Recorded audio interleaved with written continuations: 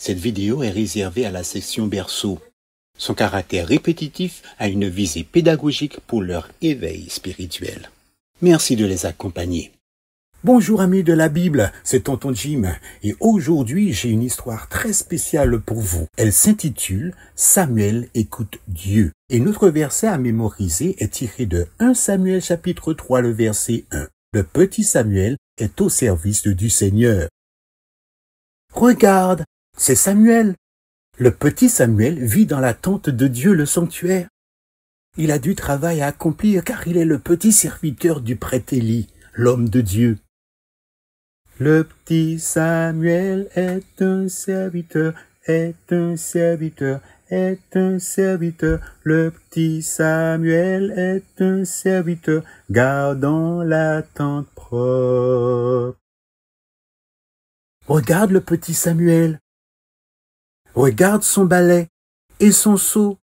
Samuel a du travail à accomplir. C'est le grand nettoyage. Il doit balayer autour de la tente de Dieu. Samuel aide Élie. Il est aussi l'aide de Dieu. Le petit Samuel est un serviteur, est un serviteur, est un serviteur. Le petit Samuel est un serviteur, gardant la tente propre. Regarde le beau chandelier. Le petit Samuel a un autre travail à accomplir. Il doit nettoyer le chandelier. Il doit le faire briller. Il doit toujours s'assurer qu'il y a de la lumière sous la tente. Samuel aide Élie. Il aide aussi Dieu. Le petit Samuel est un serviteur, est un serviteur, est un serviteur. Le petit Samuel est un serviteur, gardant le chandelier propre. Il fait nuit maintenant dans la tente de Dieu. Le prêtre Élie dort. Il dort dans son lit. Samuel peine à dormir. Il regarde les rideaux. Le petit Samuel est un serviteur, est un serviteur, est un serviteur. Le petit Samuel est un serviteur. Maintenant il doit dormir. Chut. Élie dort. Samuel? Samuel? Chut. Qui appelle? C'est sans doute Élie. Le petit Samuel court vers Élie et lui dit, « Me voici. Tu m'as appelé? » « Non, lui dit Élie. Je t'ai pas appelé, retourne te coucher. » Samuel était très obéissant, alors Samuel alla se coucher à nouveau.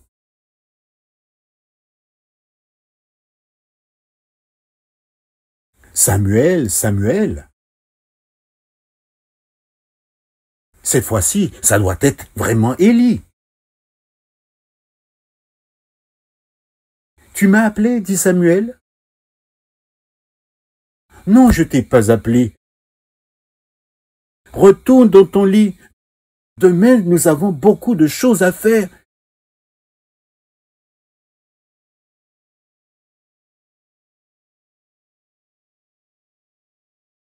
Écoute.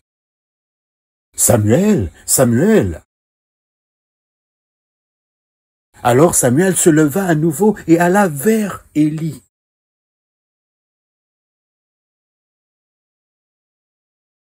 Me voici, tu m'as appelé? Retourne te coucher, petit Samuel. Je crois que c'est Dieu qui t'appelle. Alors, la prochaine fois que tu entendras sa voix, tu diras, « Parle, Seigneur, ton serviteur écoute. » Samuel retourna donc se coucher. Il attendait impatiemment la voix de Dieu. « Samuel, Samuel !» Dieu appelle le petit Samuel. « Samuel, Samuel !» Dieu appelle encore. Le petit Samuel se lève rapidement et dit, « Parle, Seigneur, car ton serviteur écoute. » Et Dieu donna cette nuit-là un message spécial au petit serviteur. Samuel était le petit serviteur de Dieu, et tu peux être aussi un pour lui. Mais c'est à toi de choisir aujourd'hui, maintenant. Alors, chante ce chant avec moi. Je peux être un serviteur de Dieu, un serviteur de Dieu, un serviteur de Dieu. Je peux être un serviteur de Dieu, tout comme Samuel. Prions. Tendre Père Céleste, je te remercie de faire de moi un serviteur dans ton temple. Aide-moi à ressembler à Samuel. Au nom de Jésus. Amen. Et rappelle-toi, Dieu veut que tu sois un petit serviteur. Tout ce que tu as à faire, c'est d'écouter sa voix et de lui obéir. À bientôt, chers enfants.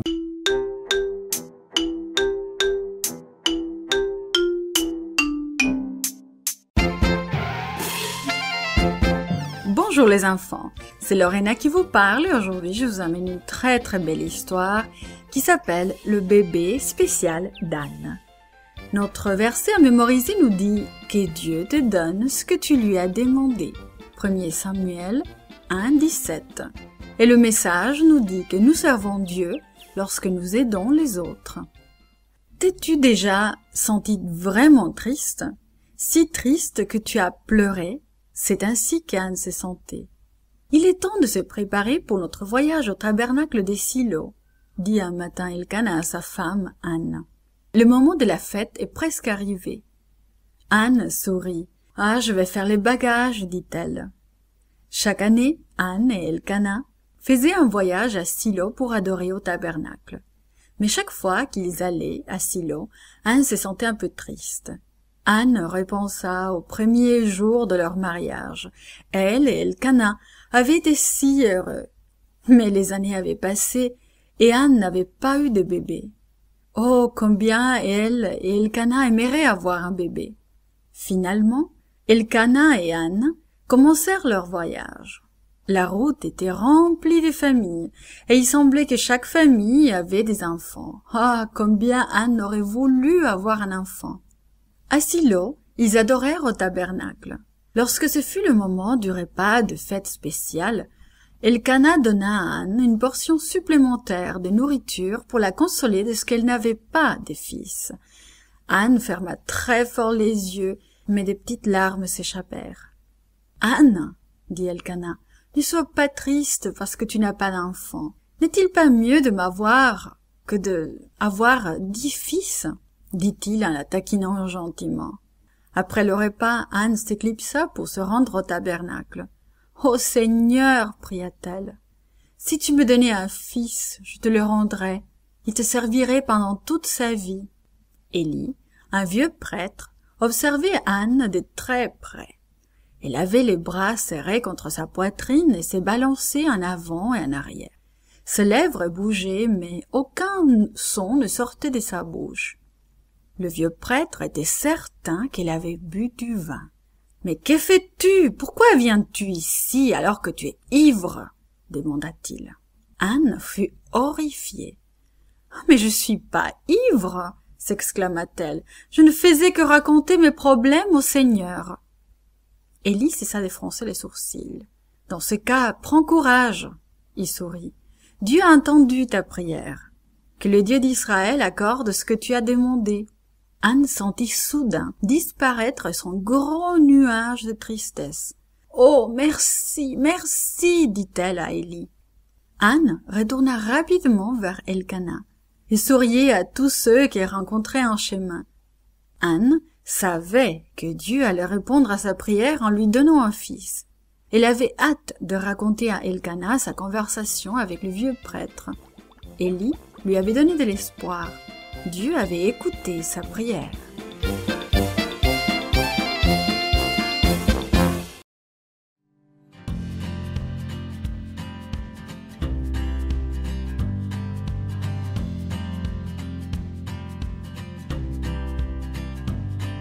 Bonjour, c'est Virginie. La leçon d'aujourd'hui a pour titre « Partie à la pêche ». Le verset à mémoriser se trouve dans Matthieu 4, verset 19. « Suivez-moi et je vous ferai pêcheurs d'hommes. » As-tu déjà pêché un poisson? Ou as-tu vu quelqu'un en pêcher un? Il y a longtemps, 4 hommes ont appris une autre façon de pêcher. Le soleil se lève sur les collines à l'est du lac de Génézareth. Pierre et son frère André ont pêché toute la nuit sans rien prendre. « Partons, dit Pierre. » Ils tirent leur filet et se dirigent vers la plage. En arrivant au bord, ils voient une grande foule rassemblée autour de Jésus. Comme les gens se rapprochent de plus en plus, Jésus saute dans la barque de Pierre et lui demande de s'éloigner un peu du rivage. Il s'assoit dans la barque et continue à parler aux gens sur le rivage. Il leur dit qu'ils peuvent entrer dans le royaume de Dieu s'ils croient en lui. Ayant terminé son discours, Jésus se tourne vers Pierre et lui dit « Va plus loin et jette tes filets pour pêcher. » André fait la grimace. Le soleil est haut dans le ciel, personne ne pêche en plein jour. Pourquoi ? Parce que les poissons sont au fond du lac où l'eau est plus fraîche. « Nous avons travaillé toute la nuit sans rien prendre, dit Pierre. Mais si tu veux que nous pêchions, nous allons pêcher. » Pierre et André jettent leur filet loin du bateau. Le filet a tout juste touché l'eau qu'il se remplit de poissons. Le filet est si lourd que le bateau commence à se coucher sur le flanc. « À l'aide !» crie Pierre à ses amis Jacques et Jean qui sont dans leur bateau juste à côté. « Nous coulons !» Jacques et Jean se dépêchent de venir à leur aide. Quel travail que de tirer ce filet! Jacques et Jean prennent la moitié des poissons dans leur propre barque. Les barques sont si pleines que les pêcheurs ont beaucoup de mal à les ramener sur la rive. « Si vous me suivez, dit Jésus doucement, je ferai de vous des pêcheurs d'hommes. » Cela veut dire qu'ils amèneront les gens à le connaître. Les 4 pêcheurs regardent leur barque. Ils n'ont jamais attrapé autant de poissons. C'est un vrai miracle. Et l'homme qui a permis cela leur demande de le suivre. Jetant un regard sur tous ces gens qui ont suivi Jésus sur le rivage et sur les poissons qui remplissent son bateau à ras-bord, Pierre décide de suivre Jésus. André, Jacques et Jean font de même. Ces hommes laissent derrière eux la pêche la plus formidable de leur vie. Ils quittent tout et placent Jésus en premier dans leur vie. Ils consacreront le reste de leur vie à parler de Jésus à beaucoup de personnes. Nous aussi, nous suivons Jésus lorsque nous lui donnons la première place dans notre vie et que nous parlons de lui aux autres. Il nous conduira vers ceux qui ont besoin d'entendre parler de lui et il nous aidera à devenir des pêcheurs d'hommes.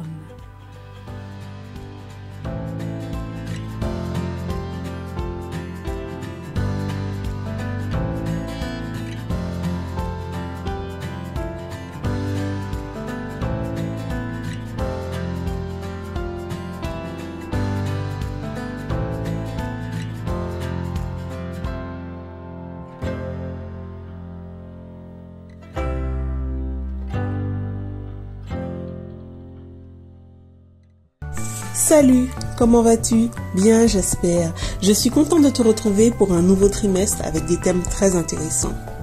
Commençons avec celui de cette semaine qui s'intitule « Créer à l'image de Dieu ». T'es-tu déjà posé des questions concernant la création et particulièrement celle d'Adam et Ève? T'es-tu déjà demandé comment ils avaient éprouvé leur premier jour de vie? Ils n'ont pas commencé leur vie en étant des bébés comme toi et moi. Mais comment ont-ils su parler? Ouvrons nos Bibles et trouvons les réponses à nos questions.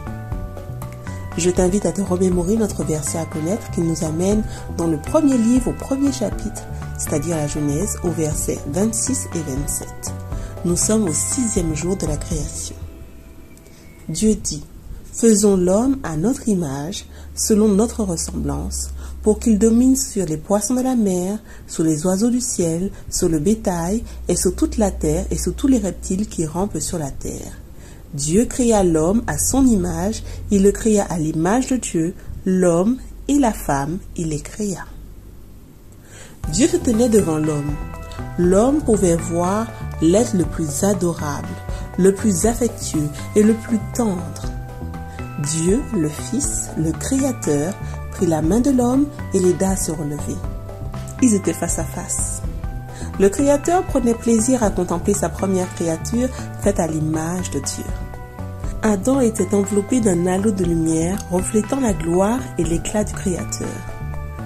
En présence de Dieu, Adam ressentait la paix, l'amour pour son Créateur. Ses pensées étaient saintes, ses désirs purs, et sa plus grande joie était de passer du temps avec Dieu. Dans le jardin, le Créateur montra à Adam toutes les belles choses qu'il avait créées pour lui.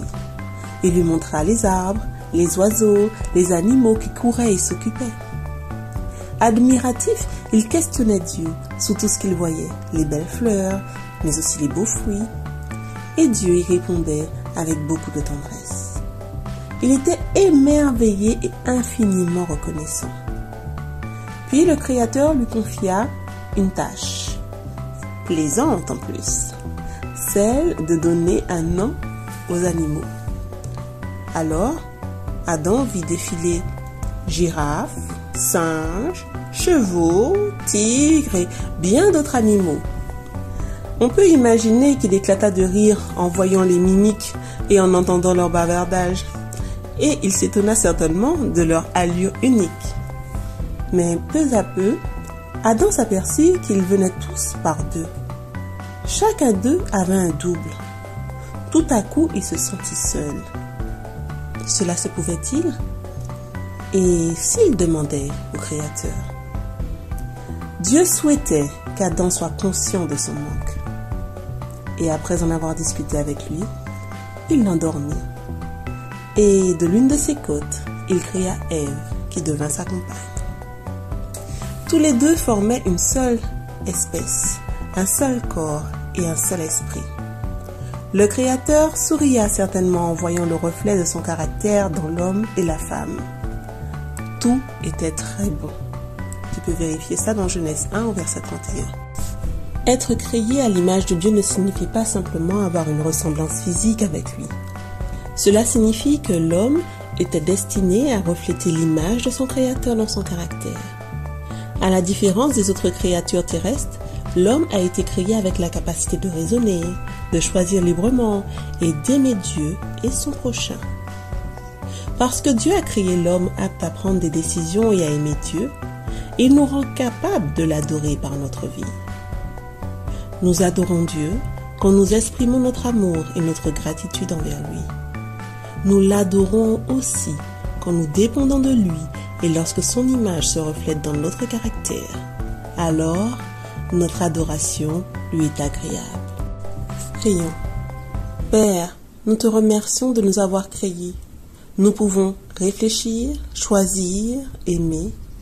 Nous souhaitons que ton caractère se reflète en nous et qu'ainsi, animés par ton esprit, nous puissions parler et agir selon ta volonté pour ta gloire. Amen. À bientôt, cher ami.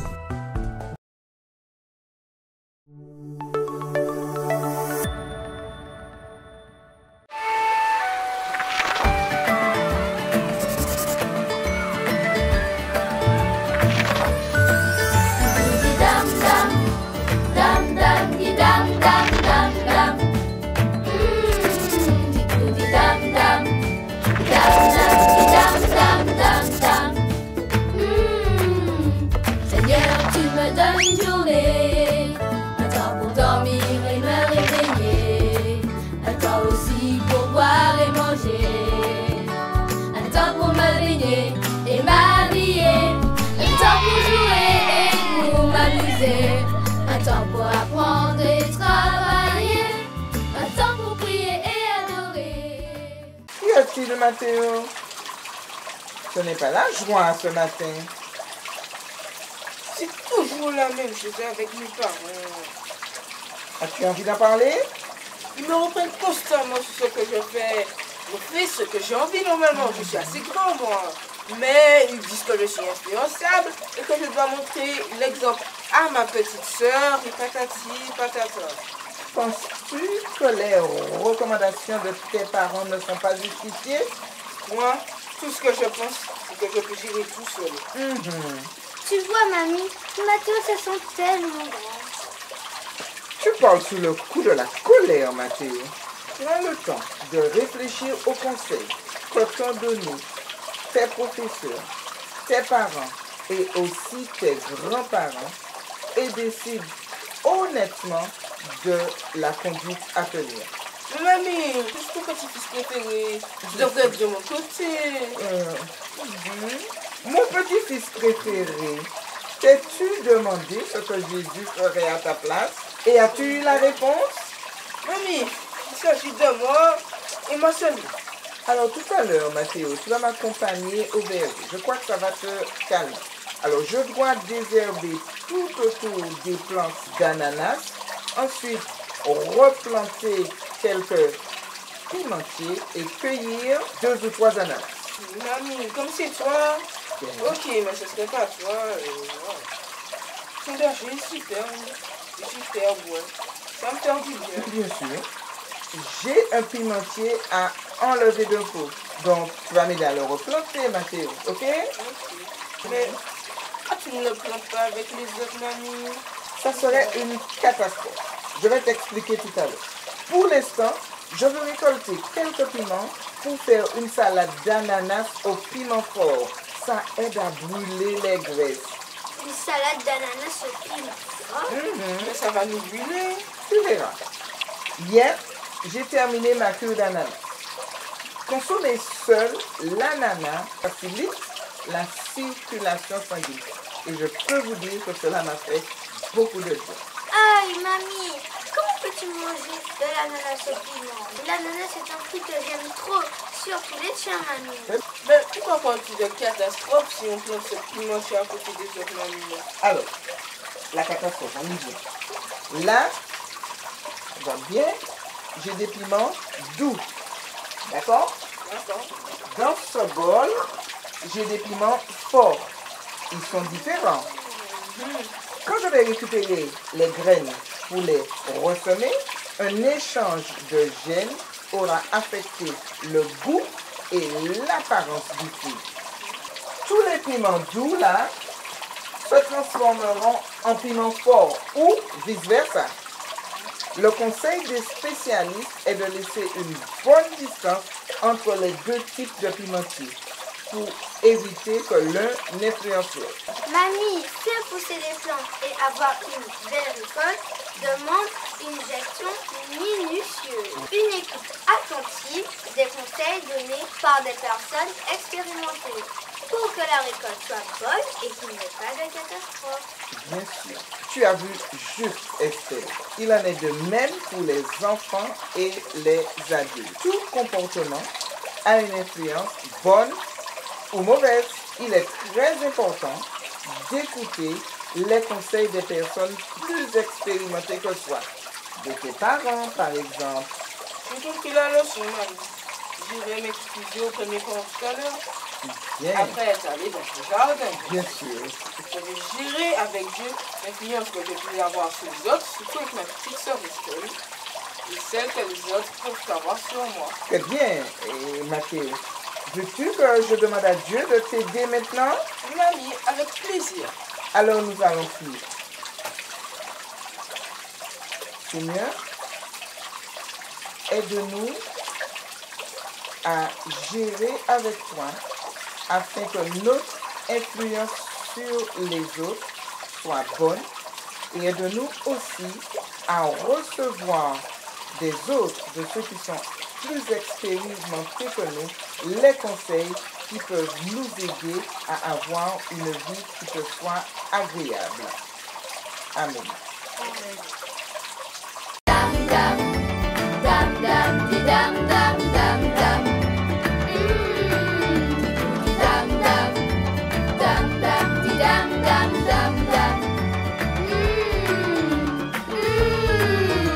Seigneur, tu m'as donné tant de choses, le ciel, la terre avec la nature grandiose. Une maison nous invite et me repose. Des jouets de jeux qui rendent ma vie moins morose. Une famille, des amis avec qui je cause. De quoi boire et manger chaque jour à bonne dose. Pour que de joie toute ma vie explose. La la la la la la la la la la la.